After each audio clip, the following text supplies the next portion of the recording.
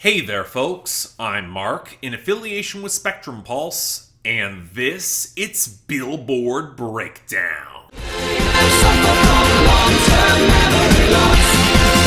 I don't remember. So this week is weird, and mostly because of some of the fine details. Now, sure, the obvious thing is to point to is the album bomb from the Young Thug compilation, but it wasn't a full smash, and indeed, I'm gonna have to cover all the songs that debuted from it this week. More to the point, it didn't really have so much sweeping impact as just knocking off Taylor Swift's album release from last week, and ergo, we now have more gains than you would otherwise expect. But before we get to all that, because there's some other weird details there, our top 10, where for a second week in a row, and defying all of my expectations, Rap Star by Polo G is at number 1 still. Now, he's entrenched on streaming and YouTube, but that's pretty much all he's got, as radio and sales are just not there, and he's basically holding up on the margins. And I don't know how long it's gonna last, because Leave the Door Open by Silk Sonic right behind at number 2 with renewed strength in every channel, except streaming did take a dip, and radio spins got hacked back considerably thanks to a pretty aggressive media-based recalibration, which, to provide a little bit of context, is driven off of some adjustments internally to compensate for changing radio listenership. We'll have to get more into this when we talk about some of the gains this week, because it cascades down. But anyway, it stymied Leave the Door Open for now. But then we get Peaches by Justin Bieber featuring Daniel Caesar and Giveon at number 3, where despite having better streaming, it's just not approaching those margins on sales and the radio. This pushes back Montero, Call Me By Your Name by Lil Nas X down to number 4, which has got rock solid streaming and finally is starting the radio run, but the sales dropped really hard,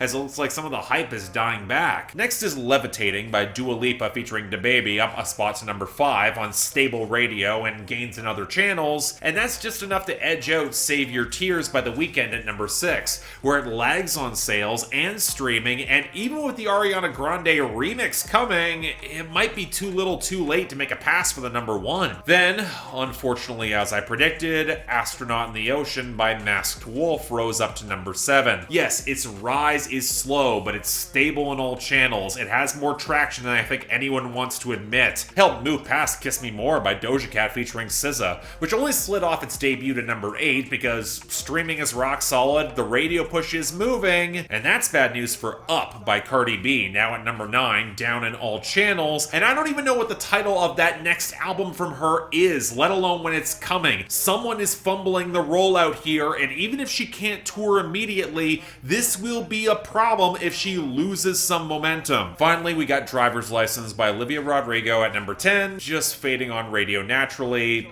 as I'm expecting. Now, as I said earlier, when we go to our losers and dropouts, we don't really have anything of substance in the latter category, and most of the former category you can kind of predict. Tombstone by Rod Wave continues to slip down to 48. Long Live by Florida Georgia Line is getting rotated out on Nashville radio at 82. As is Mama's House by Dustin Lynch at 85. I'm not complaining. Mr. Perfectly Fine by Taylor Swift slid down to 90 as her album bomb dissipated. And in terms of trap songs just underperforming, we got Run It Up by Lil TJ featuring Offset and Moneybagg Yo at 93, and For the Gang by 42 Dugg and Roddy Ricch at 100. I had hopes for that song, but looks like it's going away. But you know what, let's get back to that media-based recalibration, because it had a major role in a lot of our gains and returns, specifically in one genre. See, what it did was decrease the overall amount of radio spins allocated to a lot of pop radio stations, because a lot of that audience is primarily on streaming, and listenership is starting to dip. But with country, which is still a primarily radio-driven format when it comes to Nashville and Music Row, where there was still a downwards adjustment, it was not as large as it was in pop formats. And since Billboard didn't tweak their formula to compensate for that radio, it looks as though a bunch of country songs got a big boost, when in reality a bunch of everything else is falling back. Now, there were going to be some gains here regardless, like Eric Church's Hell of a View riding his album to 41, and outside of country we saw Wants and Needs by Drake featuring Lil Baby up to 36 thanks to streaming, La Noche de Noche by Bad Bunny and Rosalia at 64 thanks to a good YouTube YouTube week, and Quicksand by Maren rebounding to 71 thanks to some radio pickups of all things. But the rest of our gains, they're either country or country adjacent songs. Gone by Dierks Bentley up big to 74, Famous Friends by Chris Young and Kane Brown at 73, One Too Many by Keith Urban and Pink at 72, Settling Down by Miranda Lambert at 65, Glad You Exist by Dan and Shay at 63, and Breaking Up Was Easy in the 90s by Sam Hunt at 41. If you can't tell, as much as I might like country music, I don't consider this a win. Now for returns, it's messier, as both Drankin' and Smokin' by Future and Lil Uzi Vert at 97, and You Got It by Vito at 95, they're bottom feeders returning post-album bomb. Hell, most days I would put Arcade by Duncan Lawrence at 94, and Follow You by Imagine Dragons at 84 in the same category, as both songs are kinda lousy. But we do end on a decent enough note, as Drunk and I Don't Want to Go Home by Elle King and Miranda Lambert rose up to 79 on an unexpected sales boost, and POV by Ariana Grande is back at 81, as it looks to be the next major single from the album, which is legit great, as it's one of the best songs on that album, not named Nasty or Off the Table, and it's got a real radio push behind it. But now we gotta go to our new arrivals. Strap in, folks, there's a lot of Young Thug and Gunna coming. Starting off at number 99, Slatty by Young Thug and Gunna featuring Yak Gotti and Lil Duke. Slatty, hop in a Benz, hop out the Porsche, hop in your friend, after your daughter. So I'm a little bit at a loss how much one should really say about any of these compilation songs. We got the first 7 tracks off the album charting, Young Thug and Gunna are on nearly all of them, and if anyone is coming in with the delusion that any of the content is interesting or insightful, that will be shattered in record time with Young Thug repeating the word slat until it becomes mush. So if you have to consider a song like this in terms of how it flatters or introduce other MCs, look, I'm just not impressed, because Lil Duke's voice sounds like it's gonna give out halfway through his verse, and Yak Gotti sounds like he wants to be in a much more violent song than this. Now, it's also not good that Gunna compares his diamonds to piss, and Young Thug compares his black diamonds to Martin Luther King, and when all Southside can really bring is a swamped out bass, the same cheap sounding trap whirs, and a jittery cascade of flutes and guitars that are midway back, I have no incentive to go to this. So yeah, it's a rough start. Next, number 96, Go by Moneybagg Yo featuring Big 30.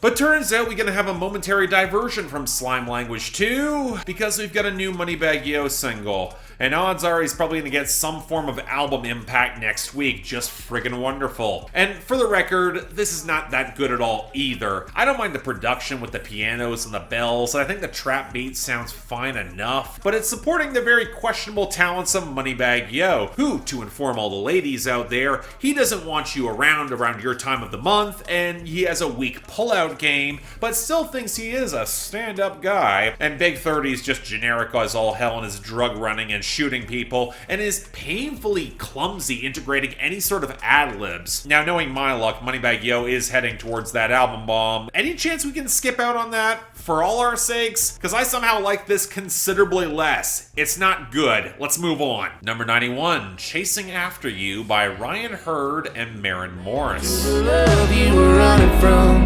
Don't know why I let you, but I do. 'Cause I love chasing after you. So this is an interesting case. For those of you who don't know, Ryan Hurd is a songwriter who's been working behind the scenes in Nashville for years now, but has also been trying to get his own solo career off the ground with a couple of albums. Kind of reminds me a little bit of the arc that Cole Swindell had, and he's been in the liner notes for so many modern country acts it's ridiculous, but now he's pairing up with Maren Morris for a shot of his own star power, get a charting single. It's not bad. Yes, I wish they just used live drums for the entire song instead of the painfully thin drum machine patter. I think the writing feels kind of a bit jerky, and the backing vocals from Maren Morris don't sound as well layered as they should, but the more developed guitar line gives this a bit of a melodic hook and create a nice misty atmosphere. More importantly, I like the content here. It shows both sides of an on and off relationship where they're kind of resigned to the fact that it's not sustainable or will ever likely work, but they both keep winding up in bed together regardless, where the chasing after you, it's almost sarcastic drastic with the knowledge that it's just not working. Overall, it's flawed, and while Ryan Hurd acquits himself okay as a frontman, he doesn't have the charisma of Maren Morris, so the song does feel a little bit unbalanced, but it's not bad either, so I don't know. I'll take it. Number 77, Paid the Fine by Young Thug and Gunna featuring Lil Baby and YTB Trench. Somehow we still ain't see the eye. I paid the fine, pay that line between the lines, smoke that fire. Look, the rest of the songs here are from Slime Language 2. If you want to bounce, I won't blame you, because the big attraction to this one is Lil Baby, and the introduction of YTB Trench, with this project really having his most credits to date. Seems like someone would want Wheezy to properly master the bass so it doesn't blow out the low end, but I actually do think YTB Trench is not a bad rapper. His closing verse has some intensity, even if the content is more generic, more money, more problems stuff that's a little bit unbelievable coming from him at this point. But he at least sounds like he cares in comparison with that Young Thug and Gunna trading lines on their verse, or indeed any of the time that YTB Trench tries to croon and he sounds really nasal and derivative and clumsy. And that leaves Lil Baby. And if it wasn't so blatantly obvious that his verse was just inserted and it could fit on any other song, I'd say he runs away with it. But as a coming out party for YTB Trench, I mean, I don't dislike him, but I'm not sure this is the best foot forward, or that there's enough for me to really care about where he's gonna go. This song just doesn't do that much beyond that. Next, number 66, Came and Saw by Young Thug featuring Rowdy Rebel. With the steppers. You can't put dirt on a nigga that's clean. You cannot run up and check us. I went to slime, my twin, he bleed. I had 25 shooters on a sprinter.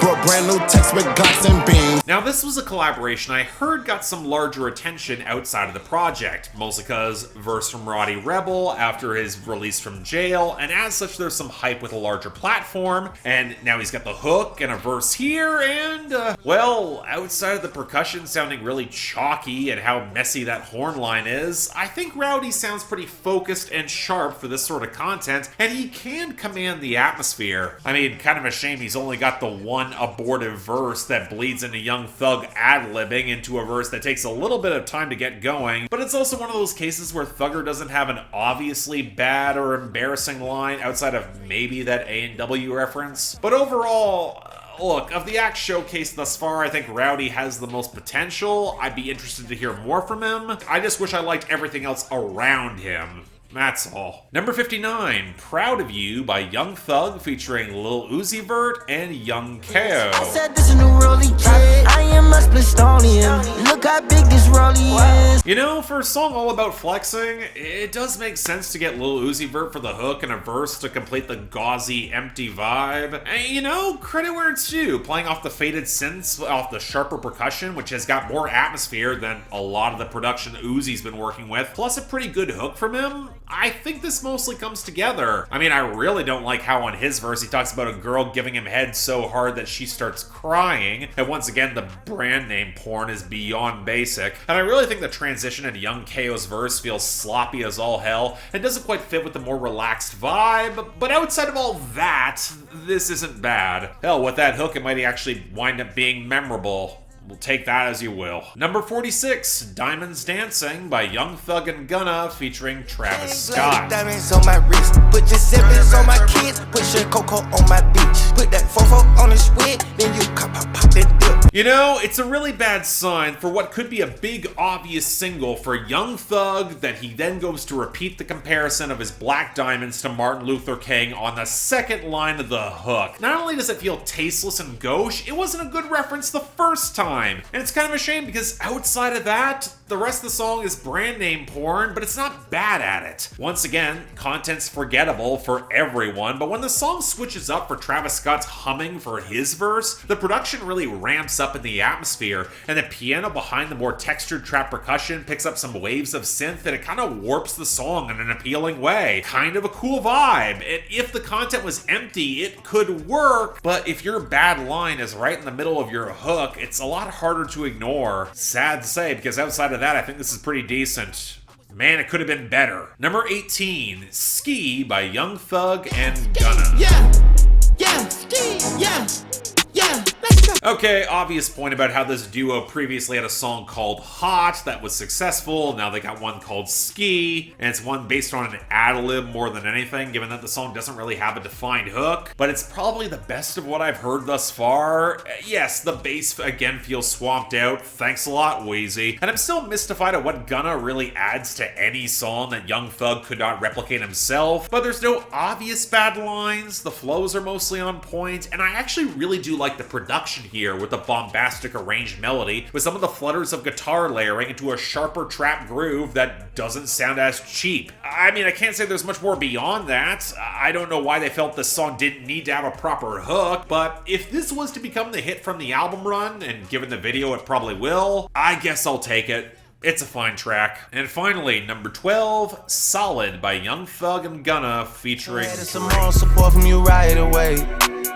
Since I've been making donations to you like United Way, you know I do. Stories you told me about him, I can see that it's night and day. Okay, I get that because of the Drake feature it charted the highest, but wow, this is lazy as all hell. Part of this is because in between all the brand name porn and flexing, this is a song about how none of these guys want to commit to the women they're fucking, so they like to play distant and flex. But with all the desaturated keys and muted atmosphere, it sounds like nobody is enjoying any of this. And that's the weird thing about a lot of these songs from slang language too. For as much as there is so much wealth to go around, there's no sense of joy or excitement or a feel that anyone could actually get to it, which leaves the entire project feeling really hollow to me. And it's a prime example of how that manifests, with Gunna once again proving he's the far lesser version of Young Thug, and Drake really slumming through a verse and a hook where he sounds the furthest thing from interested. In other words, I have zero expectations that this is actually going to stick around. I mean, it's not bad, but it sure as hell is not good,